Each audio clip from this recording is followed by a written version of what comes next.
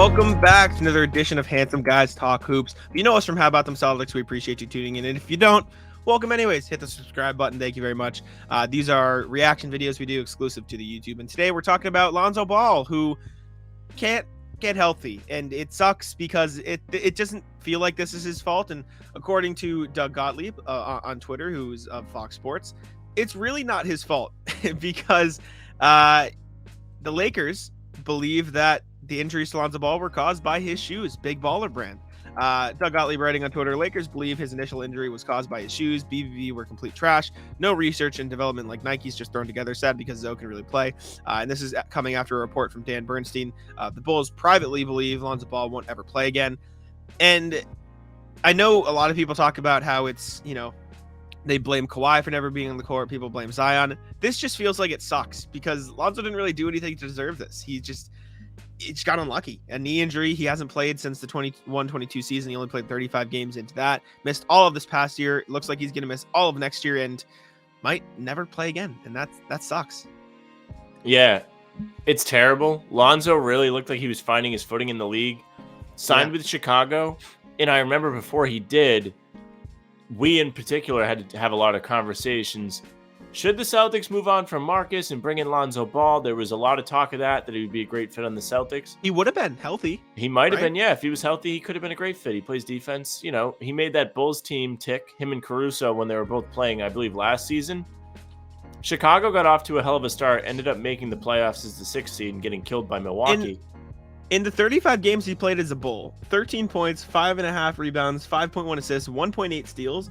He attempted 7.4 threes a game on 42% shooting from deep. Like, he would have been great for the Celtics, and he was great for that Bulls team. They need a point guard, and he was awesome. Yeah, and now he can't get on the court because they literally don't know what's wrong with his knee. That is the most nightmare thing ever. That's awful. They cannot diagnose him. They don't know what the fix is. He keeps having surgery after surgery, and it's not getting better. And he's just looking like he may never play basketball again. And the saddest part is, it might all be his dad's fault. Yeah, and we found this in an article written by Pat Benson of Sports Illustrated. He wrote about Lakers blame Lonzo Ball sneakers for his injuries. He referenced Doug Gottlieb's tweet talking about how the shoes were the problem, talking about how the Chicago Bulls think he might never play again. Gottlieb's tweet, Ball began his professional career, in Big Baller brand shoes, a sports apparel company founded by his father, Laval. The first signature sneaker, the ZO2, launched at a retail price of $4.95, which, by the way, that's crazy. I forgot how expensive they were. That's crazy. He wore the first version of the sneaker before wearing different series of shoes from various brands through the 2017 Summer League.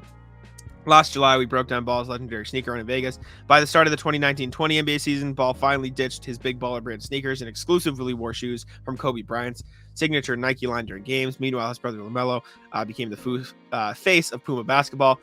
This TMZ article from a couple years ago, 2019, Lonzo Ball went on his then teammate Josh Hart's podcast and talked about the ZO2s, and he admitted that they were bad. Those ZO2s I was playing in, they were not ready. He admitted on the podcast, if you literally had my shoes from those games, they just exploded. He talked about how his manager Demo would bring 4 different pairs of shoes because he would have to break them in, or they would break and he would have to switch into new pair every quarter. The BBB initially offered the ZO2 Primes to the public for a $500 retail price, but later announced they were scrapping the original design in favor of the ZO2 Prime Remix shoe, a completely different sneaker. Seems obvious why they made the change, etc. He says, when asked why he wore them, he said, because they were my shoes, I had to debut them. And it's crazy. Right when I switched my shoes, magically, I got good again. So it just seems like the shoes were a big problem. Did they directly cause his knee injury and his leg problems? I doubt it, but they definitely didn't help. That's crazy that his dad really was trying to do a good thing, I think. At the end of the day, like, the VAR ball used to be on, like, the top of the power rankings for dads. Because nobody wanted his kids to succeed quite like LeVar Ball. He went on First Take to debate Stephen A. Smith just to say his kid was going to be the next Magic Johnson. And then he made the signature shoes because he didn't feel like the major brands were giving them a fair shake or what the kids might be worth. W dad. He's a good dad. And he was a W dad, but now he might not be because now Lonzo can't play basketball anymore. in the crappy shoes he had to wear for how many years? At least 2 seasons? It says he might have stopped had wearing a them big factor in 2019-20. his structural damage to his legs. So yeah, 2 full seasons, excuse me, of wearing the ZO2s. And I mean, you remember back to Lonzo's first season in the league. He, like, a lot of people were calling him a bust off rip when he was on the Lakers. He averaged 10 points, 7 rebounds, 7 assists, but he shot very poorly, 36-30 splits. Picked it up in his second season. He really didn't come into his own until his second year in New Orleans and his first stint in Chicago.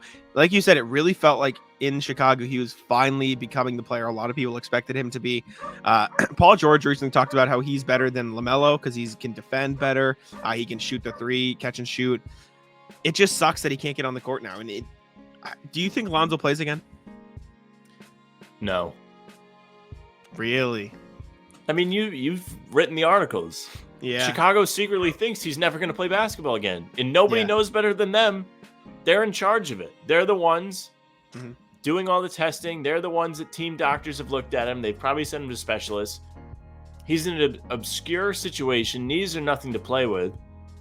And he hasn't played in, 2 seasons now? Well, yes, season and a half, and he's probably going to miss all next year. Let me ask you this. Do you think a team would trade for him in the hopes that he could play again? And your immediate reaction is no. The trade I always come back to is, do you think the Suns would do Caruso and Lonzo for Chris Paul? Maybe. Maybe they would. I don't really know how that benefits Phoenix, who's in a win now type mode either. I think Caruso is almost a better fit for a team with 2 ball dominant stars because he can play defense, he can catch and shoot.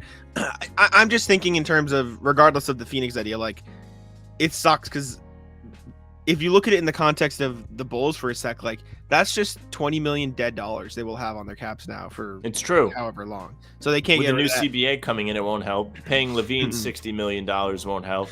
Vucevic is going to get a new contract this summer, which isn't great. Yeah, then they want to give him makes money.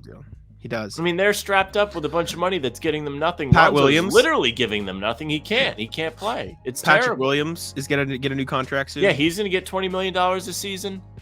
It's an unreal time to be the Chicago Bulls, just opening up your checkbook to literally everybody.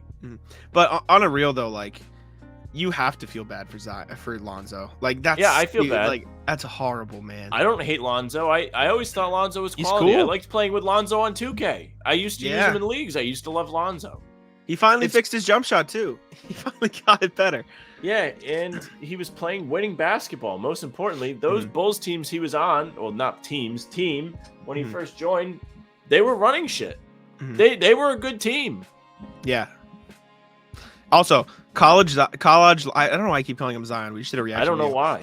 College Lonzo, UCLA Lonzo was different. Like, UCLA Lonzo was nasty. He was a star. He was a mega star in college. Yeah, his whole family was. Do you remember? Yeah, I remember have a reality show on Facebook. My freshman year of college, me and my friends would sit down every week and watch Ball in the Family on Facebook Live. It wasn't terrible. It wasn't terrible. It was just TV. crazy that they might have been the biggest non-professional sports league family ever. Bulls Wire, the USA Today used to be Lonzo Wire. It used to just be a Lonzo Ball, the Balls site. That's what it used to be. It's crazy.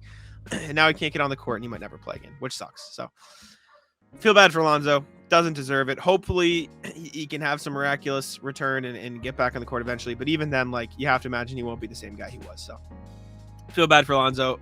LeVar Ball, W dad, but the shoes ended up being a massive L. Very tough. Thank you for listening. We appreciate it. Hit the subscribe button and I'll let Sam take us home. Yeah, thank you very much for listening. We are on YouTube with this. These are YouTube exclusive videos. So make sure you subscribe to the channel. Hit the notification bell. We are putting up stuff daily, so you'll get something NBA related in your inbox all summer to keep you busy. If you want more of us, you can follow at How About Them C's. That is Twitter, Instagram, and TikTok. The Facebook is just the name of the podcast. You can follow Jack at Jack Simone NBA on Twitter, and you can follow me at Sam LaFrance NBA on Twitter. That's it for us. Bye.